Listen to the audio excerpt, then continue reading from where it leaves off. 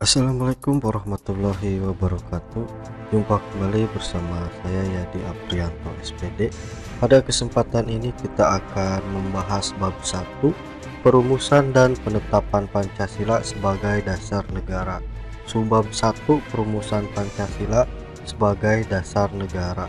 Video ini merupakan video pembelajaran PPKN untuk SMP dan MTS kelas 7 kurikulum 2013 revisi terbaru.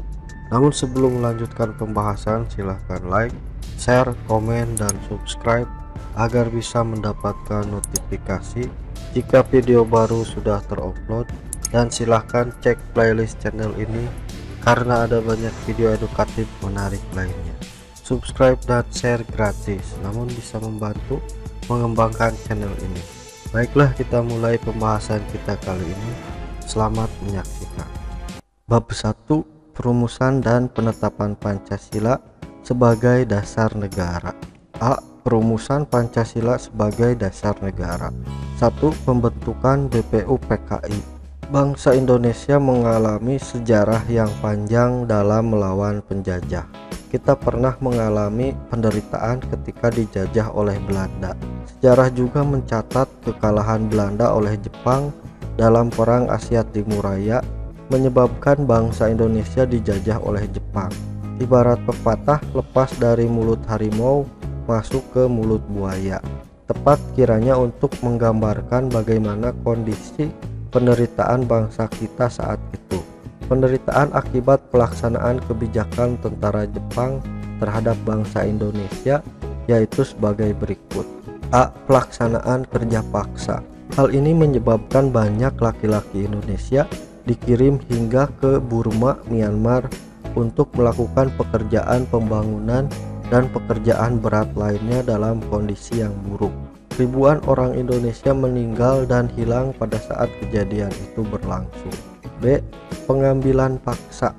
Saat itu tentara Jepang mengambil makanan, pakaian, dan berbagai keperluan hidup lainnya secara paksa dari keluarga-keluarga di Indonesia tanpa memberikan ganti rugi.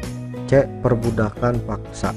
Perempuan-perempuan Indonesia banyak dipekerjakan secara paksa oleh tentara Jepang. Selain itu banyak menahan dan memperlakukan warga sipil di kamp-kamp tahanan dalam kondisi sangat buruk. Ruswandi Hermawan dan Sukanda Permana 2009 halaman 61 dengan pengupahan. Jepang mulai menguasai wilayah Indonesia setelah Belanda menyerah di Kalijati, Subang, Jawa Barat pada tanggal 8 Maret 1942. Kedatangan Jepang semula disangka baik oleh bangsa Indonesia. Banyak semboyan dikumandangkan oleh Jepang, seperti Jepang Pelindung Asia, Jepang Pemimpin Asia, dan Jepang Cahaya Asia. Untuk menarik simpati bangsa kita, kenyataan sejarah menunjukkan bahwa Jepang tidak berbeda dengan Belanda, yaitu meneruskan penjajahan atas bangsa Indonesia. Kemenangan Jepang di Asia tidak bertahan lama. Pihak sekutu Inggris, Amerika Serikat, Belanda melakukan serangan balasan. Satu persatu daerah yang dikuasai Jepang kembali ke tangan sekutu. Melihat hal itu, pada peringatan pembangunan Jawa Baru tanggal 1 Maret 1945, Jepang mengumumkan pembentukan Dokuritsu Junbi Chosakai, Badan Penyelidik Usaha-usaha Persiapan Kemerdekaan Indonesia atau BPUPKI, untuk menyelidiki usaha-usaha persiapan kemerdekaan. Janji Jepang membentuk BPUPKI direalisasikan pada tanggal 29 April 1945 bersamaan dengan hari ulang tahun Kaisar Hirohito. Secara resmi BPUPKI dilantik oleh Jepang dengan anggota berjumlah 62 orang yang terdiri atas tokoh-tokoh bangsa Indonesia dan 7 orang anggota perwakilan dari Jepang. Ketua BPUPKI adalah Dr. KRT Rajiman Widyodiningrat dengan 2 wakil ketua, yaitu Ichibangase Yoshio Jepang dan RV Suroso. Setelah mengetahui hal itu, BPUPKI mengadakan sidang sebanyak 2 kali, sidang resmi dan 1 kali sidang tidak resmi. sidang resmi pertama dilaksanakan tanggal 29 Mei sampai dengan 1 Juni 1945 membahas tentang dasar negara. Sidang kedua berlangsung tanggal 10 sampai dengan 17 Juli 1945 dengan membahas rancangan Undang-Undang Dasar. Pada pelaksanaannya, sidang tidak resmi hanya dihadiri oleh 38 orang. Kegiatan ini berlangsung di masa reses antara sidang pertama dan sidang kedua. Tujuannya untuk membahas rancangan pembukaan Undang-Undang Dasar 1945 yang dipimpin oleh anggota BPUPKI Insinyur Soekarno. Sidang BPUPKI dilaksanakan di gedung Kiwo Sangiin dan kini gedung itu dikenal dengan sebutan Gedung Pancasila. Sejak berkuasa di Indonesia, Jepang dengan segala cara menguras kekayaan dan tenaga rakyat Indonesia. Hal itu menimbulkan kesengsaraan dan penderitaan bagi rakyat. Namun penderitaan tersebut tidak menyurutkan semangat perjuangan kita untuk meraih kemerdekaan.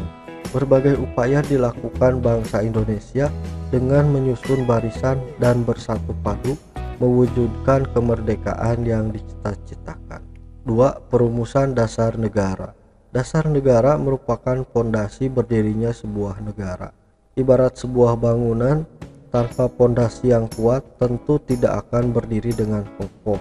Oleh karena itu, dasar negara sebagai pondasi harus disusun sekuat mungkin sebelum suatu negara berdiri.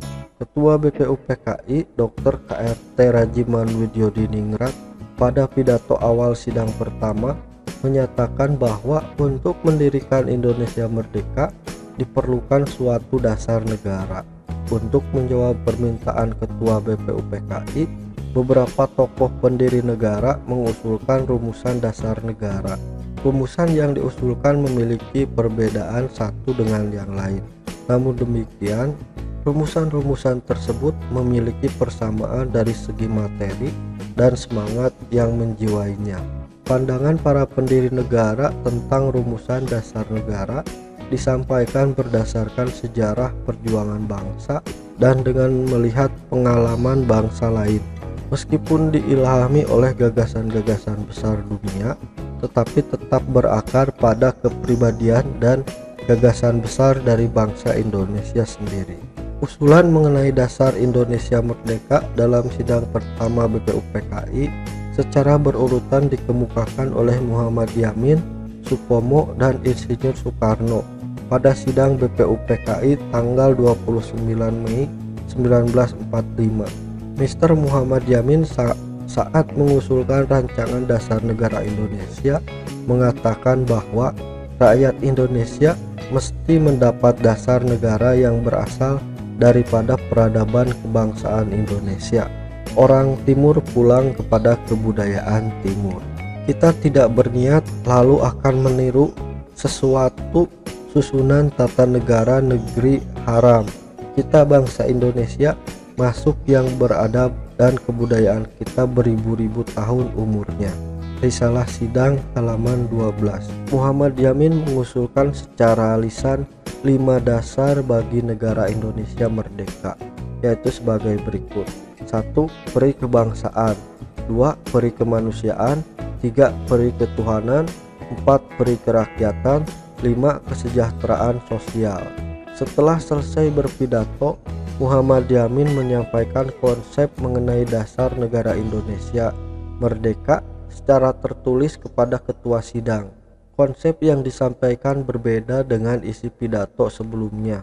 Asas dan dasar Indonesia merdeka secara tertulis menurut Muhammad Yamin adalah sebagai berikut. 1. Ketuhanan yang Maha Esa. 2. Kebangsaan persatuan Indonesia. 3. Rasa kemanusiaan yang adil dan beradab. 4. Kerakyatan yang dipimpin oleh hikmat kebijaksanaan dalam permusyawaratan perwakilan. 5. Keadilan sosial bagi seluruh rakyat Indonesia. Selanjutnya pada tanggal 31 Mei 1945, Supomo menyampaikan pidatonya tentang dasar negara. Menurut Supomo, dasar negara Indonesia merdeka adalah sebagai berikut. 1. Persatuan. 2. Kekeluargaan. 3. Keseimbangan lahir dan batin, 4. Musyawarah, 5. Keadilan rakyat.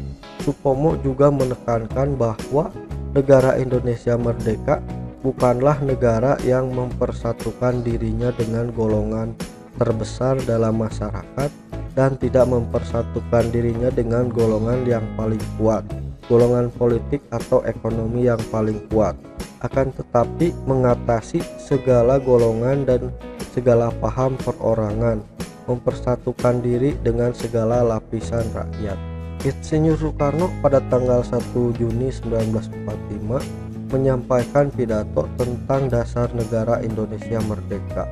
Usulannya berbentuk filosofis Groundslag atau Weltanschauung. Filosofis Groundslag atau Weltanschauung adalah fundamen filsafat, pikiran, jiwa, hasrat yang sedalam-dalamnya untuk di atasnya didirikan Indonesia merdeka yang kekal dan abadi. Negara Indonesia yang kekal abadi itu dasarnya adalah Pancasila.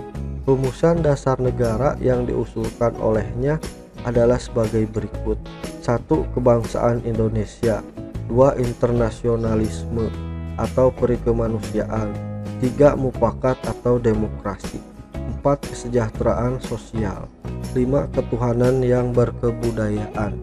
Insinyur Soekarno dalam sidang itu pun menyampaikan bahwa kelima dasar negara tersebut bukan dinamakan Pancadharma. Atas petunjuk seorang teman ahli bahasa, rumusan dasar negara tersebut dinamakan Pancasila. Sila artinya asas atau dasar, dan di atas kelima dasar itulah mendirikan negara Indonesia yang kekal dan abadi. Sekian dulu pembahasan kita kali ini mengenai perumusan Pancasila sebagai dasar negara. Pada video berikutnya kita masih akan melanjutkan pembahasan subbab 1, perumusan Pancasila sebagai dasar negara. Sampai jumpa lagi di video berikutnya. Terima kasih. Wassalamualaikum warahmatullahi wabarakatuh.